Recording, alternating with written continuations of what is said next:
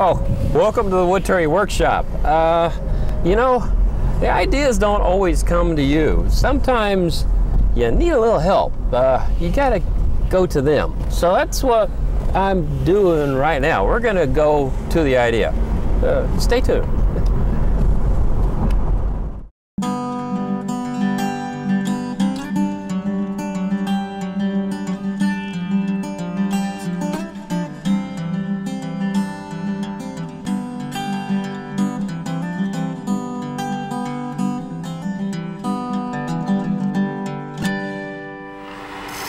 You know, a lot of turners think that kits are cheating, but when I run out of ideas, I think that they're great inspiration for me. You can make a quick and easy gift, don't have to think too hard. They already figured out the whole plan for you. It's really pretty cool. Now, a kit is a bunch of pieces, metal or plastic, that you can put together to make an object. You know, we did pins last season, and that was a kit. Now, I need to find the kit aisle, and I'm looking for my buddy Paul. And look, here's Paul, and he's got some ideas for us. What do you got there? Hey, Tim. How you doing? Doing good.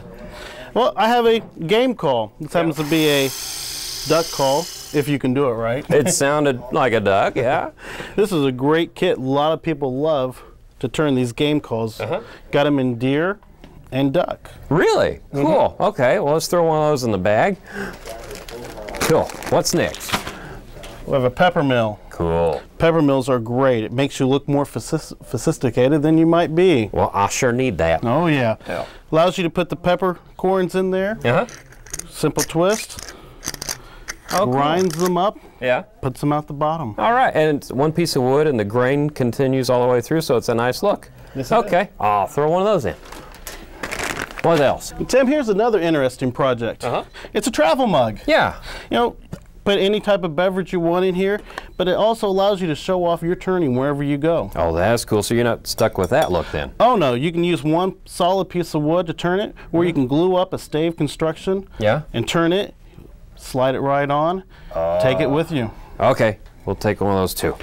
You know what, Tim? Yeah. The great thing about kits is they come with instructions. And you know, I've seen your show, and you'll need these. Thanks a lot, Paul. Appreciate your help. Let's go back to the shop. Well, the tools we'll be using today for our pepper mill kit: a 1.5 inch roughing gouge, a Jacob's chuck, a live center with cone, a 1/2 inch spindle gouge, a 1/8 inch parting tool, calipers, and a square nose scraper.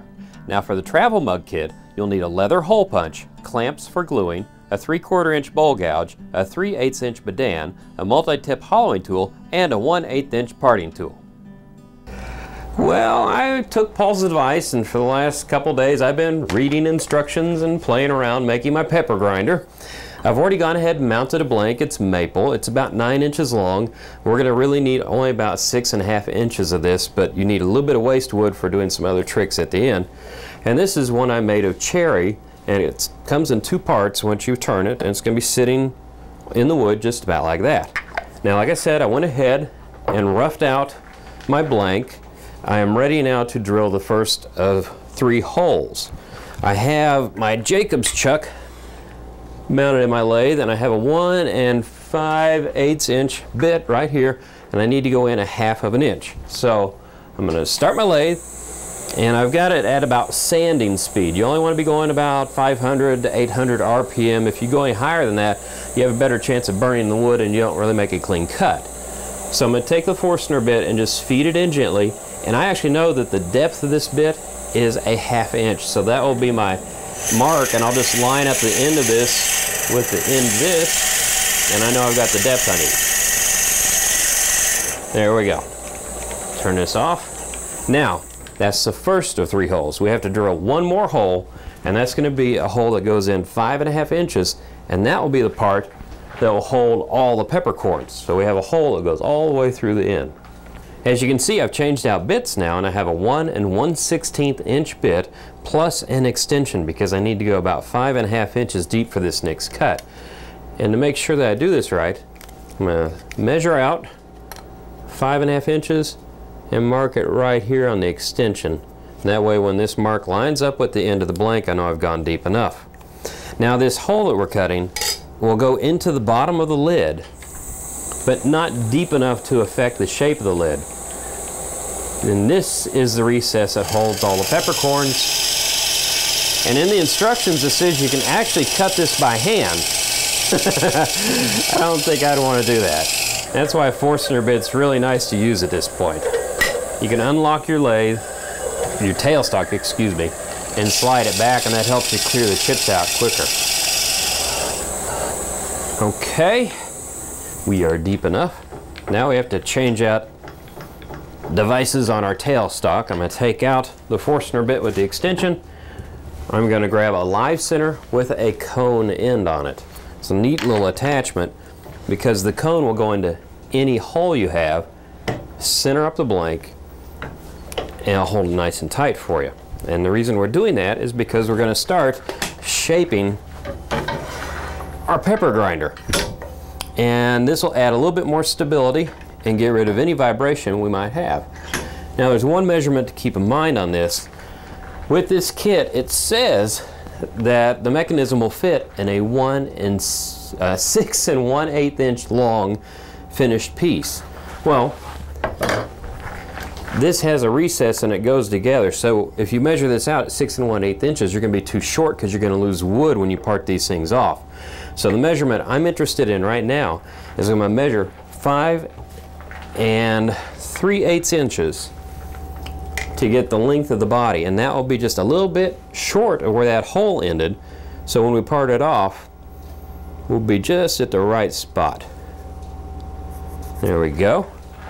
Get these out of the way. We're going to start to make sure nothing hits, start the lathe up. I'm going to complete my mark while it's running. And then we're going to grab our spindle gouge and we're just going to start making a nice gentle bead and start designing the shape of our pepper grinder. So, like I say, you sneak up on a bead. So I'm going to start working on the foot first and just take light cuts and bring this down to a diameter that I like. You know, sneaking up on a bead is very important because you can't take all the wood off at once, but I need to take off a little bit more wood a little faster, so I'm going to switch to my roughing gouge and start taking some of this wood off a little quicker to reduce the diameter. I don't want to be sneaking up all day long. There we go. Now, the shape is up to you. That's the cool thing about working with a kit. You can make any design you want as long as the mechanism fits inside and it works. And just one little trick here. I want to take my parting tool, and this is the end of the bottom part of the pepper mill. I'm going to part in a little ways so I'll have a distinct line, and as I'm roughing out I'll still be able to see that line.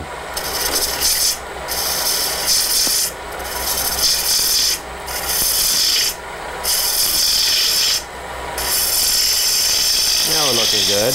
And you know what? I'm having a design idea right now. Rather than making a bead, I'm going to make a cove and change the shape of this. So we can use the roughing gouge for most of this work. We'll just keep going back and forth from high to low. Since it's spindle turning, we're going to make a nice cove shape. Just remember, don't make it narrower than about 1.5 inches because you'll cut into that center hole that holds peppercorns. You know, it's amazing. The roughing gouge is such a big tool, but you can make very, very delicate cuts with it. And I like that shape right now. What I want to do is grab my parting tool and clean up the lip right here. I have about 1/8 of an inch to play with, and I don't want any torn grain. So I'm going to go and make a real gentle cut. That looks good. Now, one thing to keep in mind, we've already drilled that hole all the way through the body, and we need to make a lip now because the lid will fit onto that, or the top of the pepper mill grinder will fit onto that. So we want to leave this about 1/8 of an inch thick, maybe 1/4 of an inch. You don't want to go too thin because then it wouldn't have any strength. So I have that diameter transferred to my calipers. And we're going to turn this on, and we're going to start parting down with our parting tool to get to that diameter. But, you know, while I'm here, there's one thing I want to do before I do that. I'm going to make my lid kind of a square shape, and I already have my diameter marked right here. I mean, you can see that's the edge. I want to bring the lid down to a little bit proud of that, and so why not do it now while I can see how far to take it. Maple tastes good. Let me see here.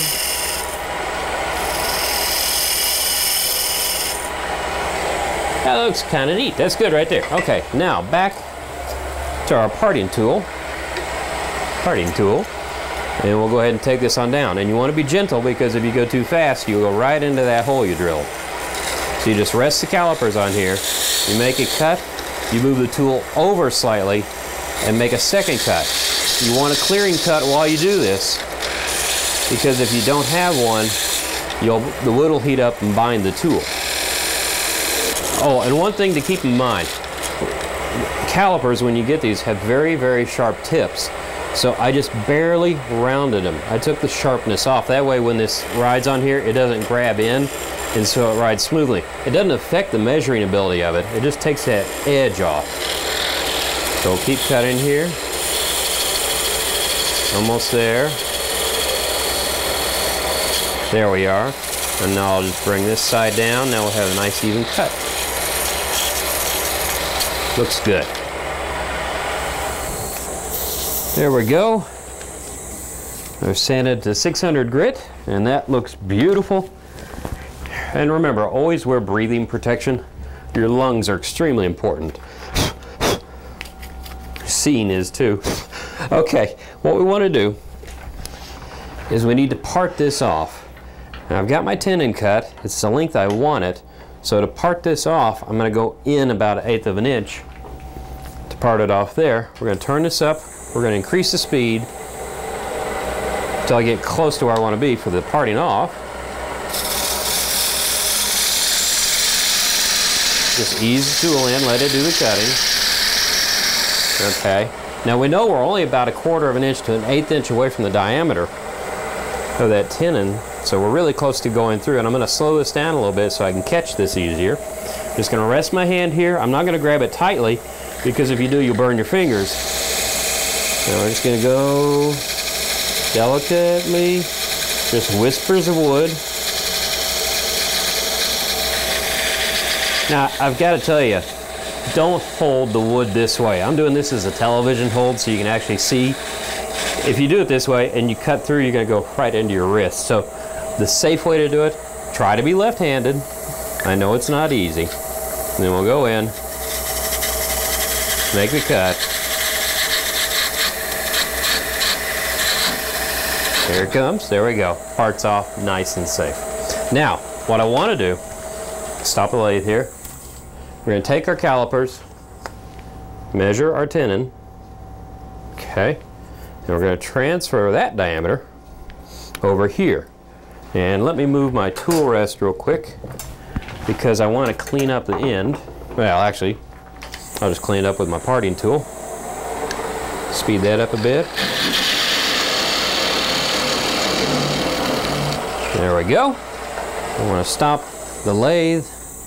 I'm going to bring the tool rest around to the end.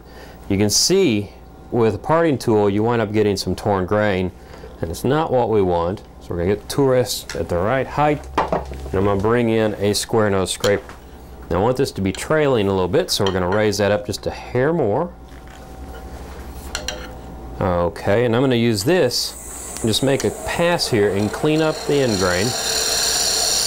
Now remember, this part of the pepper grinder won't be seen, but you got pride in your work, so you want it to look as nice as possible. It takes beautiful shavings.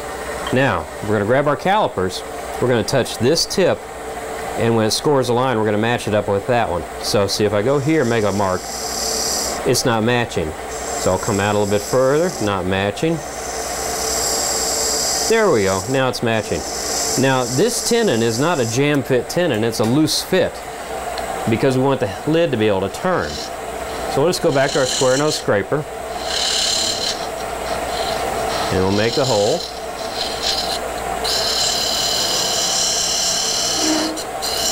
Little vibration, that's pushing too hard. You can use this scraper either sideways or pushing in.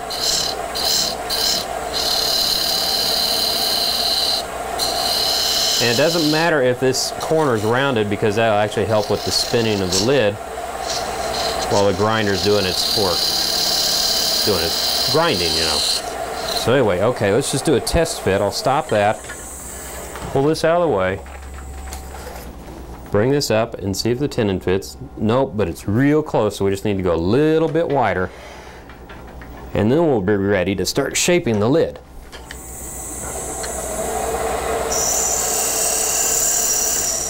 Okay, I've drilled a 1/4 inch hole off all the way through the lid, because there's going to be parts of the kit that go through the lid, and you got to have the hole going all the way through. Now, you take this and hold the body up, and this is a very, very critical measurement. We want to measure 6 1/8 inches to here.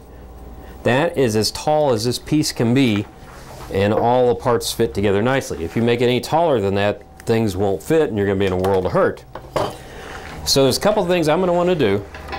I'm going to take this and just with my parting tool mark a little bit taller than that line. Speed the lathe up a bit. Okay, now I know from here over is the shape I want, or my lid. So I'm going to shape this, and once it's shaped, part it off with a little excess on top, and we're going to flip it around and mount it on a jam chuck. Okay, I've turned kind of an odd looking jam fit tenon. When I used the square nose scraper to do the inside, it left a little bit of a rounded edge on the recess, so that won't give me any strength. But right here, I made that to help center it, and then I made a 1/4 inch tenon, and together these will make a nice jam fit. And for a little more security, I'm going to bring up a live center with a cone, so it goes right in that center hole and centers it up beautifully. Everything's locked down. Going to bring our tool rest in nice and low. We'll start this up, and I'm going to take my 1/2 inch spindle gouge and just gently clean this end up and take about 1/8 of an inch off, and that'll get me to the perfect height that I need for the top of the pepper grinder. Well, now that we have all of our pieces cut and sanded, the next step is to put a nice coat of polyurethane on here, actually several coats, to protect it. And then after you do that, you start assembling your kit. And all kits are different, so all you have to do is really follow the instructions and do what they say. In this case, I had to drill a couple of holes to hold the mechanism, which is the grinding part. And then up top, I have to drill a couple more holes and get this plate installed, because this little plate right here slides over and it helps with the turning. You put this little top on and you got your pepper grinder ready to go. And just by adjusting this top, you adjust how fine the grind is. All you have left, they give you a couple parts. They give you an end and a top. You turn a salt shaker that looks just like your pepper mill. Now that's a really cool project, but we have a little more time left, so why don't we make ourselves a beautiful travel mug.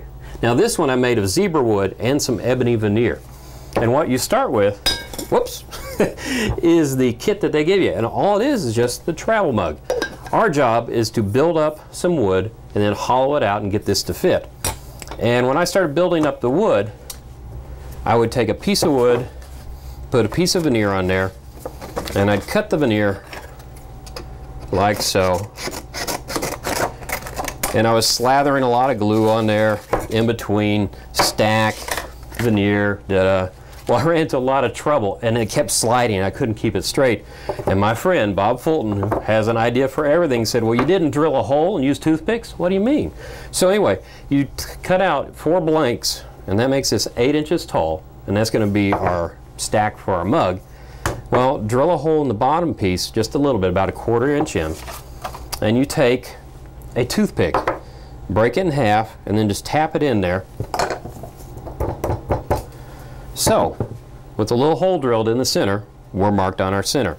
But with veneer, if you try to push that on there, you could split the veneer all the way. So one little trick is to take a leather punch, which has got a little cutter on it, find the center of the veneer, tap it once. We have a hole cut. Goes right over the toothpick. Now the next step would be slather glue here, here, and then you take your next piece, line it up with the hole, push it down, and keep building your way up until you wind up with something that looks like this. And so that's our completed blank. All we have to do now is mount this in the lathe. Okay, we're mounted between centers, and we're going to cut away this ebony really quick, and we're going to use a bowl gouge. Sounds like your tires on your bicycle with a charge, doesn't it? Just come in, trim that away.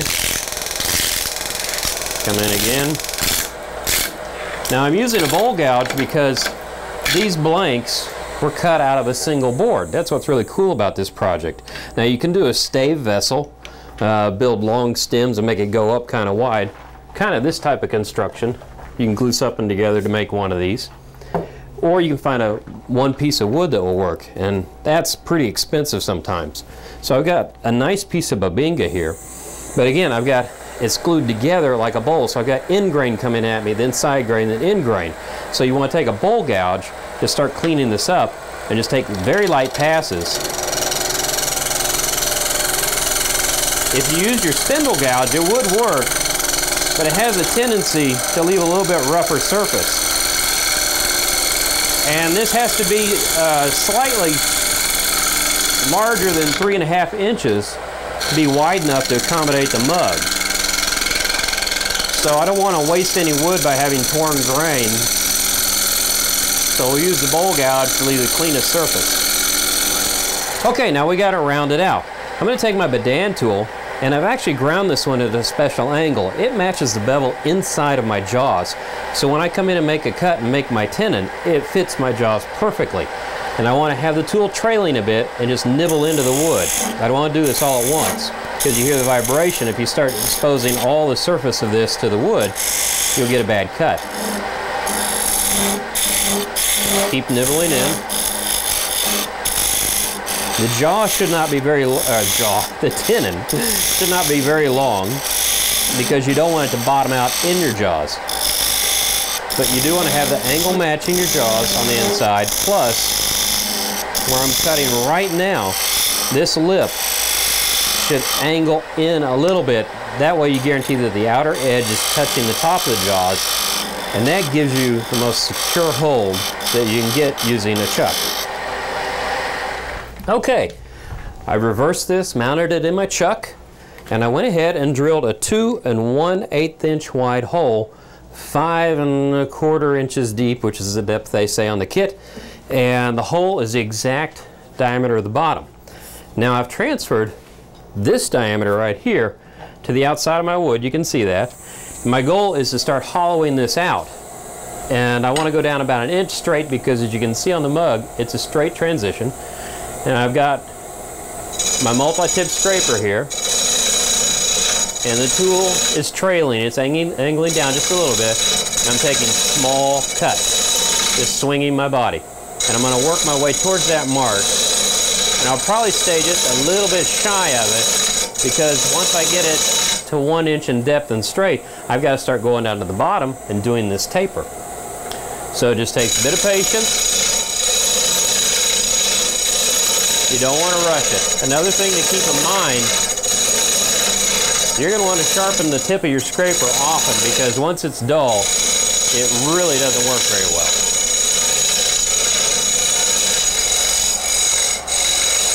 One nice thing about this tool is if you sharpen all the way around the edge, you can cut on the swing back. And it doubles your productivity.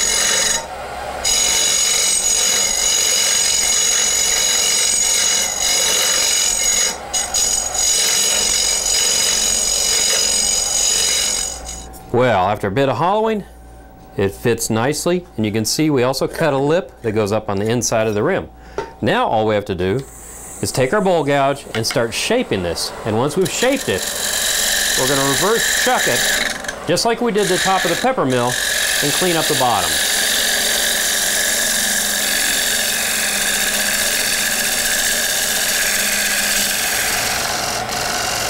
Now that I've got this reversed, I'm using my spindle gouge just to clean up the end. And you'll wind up with a little tiny nub of wood left, but you can sand that away or use a chisel to clean it up, and you wind up with a nice bottom. Well, all you have left to do is sand the entire piece while it's on the lathe, add a few coats of polyurethane after you take it off, and then slather this inside here with some 2-part epoxy. And when you slide it on, it's going to glue itself to that tenon that you created in there and just wipe up any excess that comes out. It shouldn't be very much. Now, we made 2 great projects today, the mug and the pepper grinder, and I even have a salt shaker on the side. And I've got the perfect place to try these out. Boy, this is going to be great. I've been waiting to see this for a long time. This guy is awesome. You won't believe it. He is incredible. Good looking, too. I don't get it.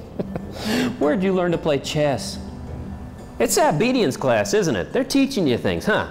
Or are you getting on the internet when I'm gone? That's it. Yeah. No more computer time for you. It's over? What do you mean credits? It can't be over. I just got here. Where is everybody?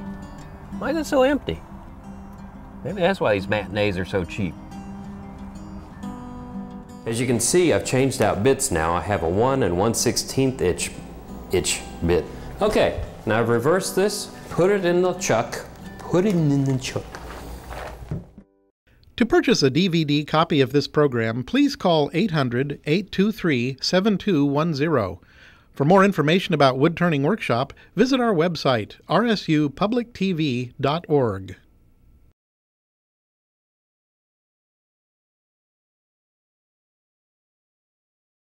This week on the Woodturning Workshop, we're going to make some kits that you can use all around the home or anywhere. I can't wait to see this one. Now that I've got this reversed, I'm using my spindle gouge just to clean up the end. Now I need to find the kit aisle, and I'm looking for my buddy Paul. And look, here's Paul, and he's got some ideas for us.